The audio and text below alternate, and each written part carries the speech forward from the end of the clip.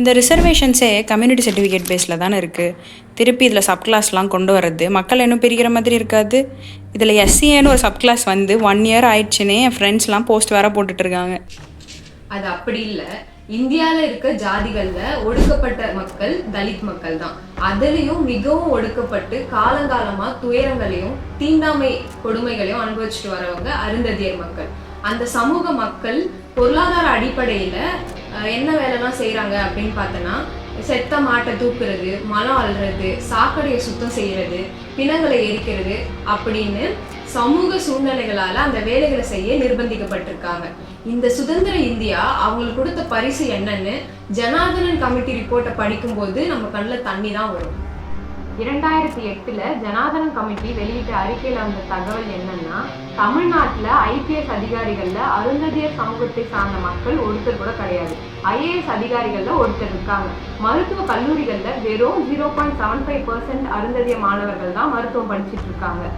அரசு வேலைவாய்ப்புகளில் 0.5% group ஏலையும், 0.6% group பிலையும், 0.7% group சிலையும், group டியில் 5% அருந்ததிய மக்கள் வந்து வேலை செஞ்சுட்டு இருக்காங்க. அது ஏன் குரூப் டியில் மட்டும் 5% அப்படின்னா, அதில் தூய்மை பணியாளர்கள் போஸ்ட் வந்து அதிகமாக இருக்கு. அப்புறம் ஒரு முக்கியமான விஷயம், ஜனார்தனன் கமிட்டியை அன்னைக்கு ஆட்சி செஞ்சுட்டு இருந்த கருணாநிதி அரசு தானா ஒன்றும் அமைக்கல. அதுக்கு பின்னாடி ஒரு மிகப்பெரிய இயக்கத்தை மார்க்சிஸ்ட் கம்யூனிஸ்ட் கட்சியும் தீண்டாமை ஒழிப்பு முன்னணியும் முன்னெடுத்திருக்காங்கன்றதை நம்ம கண்டிப்பாக தெரிஞ்சுக்கணும்.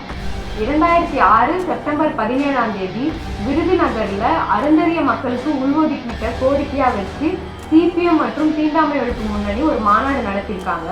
விருதுநகரை தொடர்ந்து திருநெல்வேலி, திண்டுக்கல், சாயல்குடி, அவினாசி, சங்ககிரி, புதுச்சேரி போன்ற இடங்கள்லயும் மாநாடு நடந்திருக்கு. தொடர்ந்து ஜூன் 12 சென்னையில 25,000க்கும் மேற்பட்ட மக்கள் கலந்துகிட்ட ஒரு மிகப்பெரிய எழுச்சி பேரணியை மார்க்சிஸ்ட் கம்யூனிஸ்ட் கட்சியும் தீண்டாமை ஒழிப்பு முன்னணியும் நடத்தியிருக்காங்க.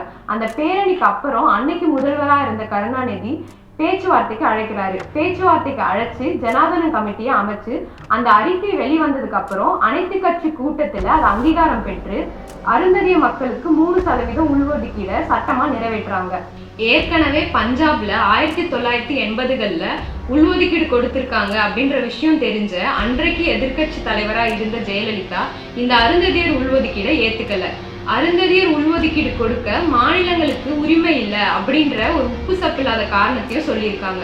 மறுபுறம் தலித் தலைவர்கள் கிருஷ்ணசாமி, சேகு, தமிழரசன் போன்றவங்க இந்த உள்ஒதுக்கீடை எதிர்த்திருக்காங்க.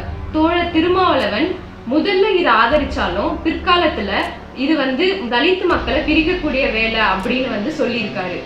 தலித் இயக்கங்களின் அரசியல் தன்னுடைய சொந்த ஜாதி நலனுக்காக இருந்தது தவிர பரந்தப்பட்ட தலித் மக்களின் நலனுக்காக இல்லைன்றத இந்த அருந்ததியர் உள்ஒதுக்கீடு நமக்கு மிக தெளிவா சொல்லியிருக்கு. கிருஷ்ணசாமி போன்றவர்கள் ஒரு படி மேல போய் அருந்ததியர்கள் தமிழர்களே இல்லை அப்படின்ற அளவுக்கு பேசியிருக்காங்க. டாக்டர் அம்பேத்கர் ஒரு விஷயம் சொல்லியிருப்பாரு, அதை இன்னைக்கு இருக்க தலித் இயக்கங்களுக்கு சொன்னா கரெக்டா இருக்கும்னு நினைக்கிறேன். A uniform criteria to identify depressed classes could be inappropriate. அதாவது ஒடுக்கப்பட்ட மக்களை அடையாளம் காண ஒரே மாதிரியான அளவுகோல் வைப்பது சரியானது அல்ல அப்படின்றது அர்த்தம். அம்பேத்கர் சொன்னது போல உள்ஒதுக்கீடு பல நன்மைகளை அருந்ததிய மக்களுக்கு கொடுத்தது மட்டும் இல்லாம கல்வி பொருளாதார அடிப்படையில பல முன்னேற்றத்தை அடைஞ்சிருக்காங்க. தூய்மை பணியாளர்களோட பிள்ளைகள், மலம் அள்ளுபவரின் பிள்ளைகள், இதர கட்டுமான வேலைகள் செய்பவரின் பிள்ளைகள் இன்னைக்கு medical, engineering, arts and science காலேஜ்ல படிக்கிறதுக்கு மிக முக்கியமான காரணமா இருப்பது அன்னைக்கு மார்க்சிஸ்ட் கம்யூனிஸ்ட் கட்சியும் தீண்டாமை ஒழிப்பு முன்னணியும் முன்னெடுத்த வீரம் மிகுந்த போராட்டங்கள் தான் என்பதை நம்ம மறந்துடக்கூடாது. நம்மள பல பேர் அடிக்கடிக்கு பயன்படுத்தக்கூடிய அரசியல் வார்த்தை சமூக நீதி. உண்மையான சமூக நீதி என்னன்னா, சமூகத்தின் கடைசி மனுஷனுக்கும் எல்லா வசதி வாய்ப்புகளும் கிடைக்கணும்ன்றது. அதை உறுதிப்படுத்தக்கூடிய கட்சிகள் தான் உண்மையான சமூக நீதி கட்சிகளா இருக்க முடியும்.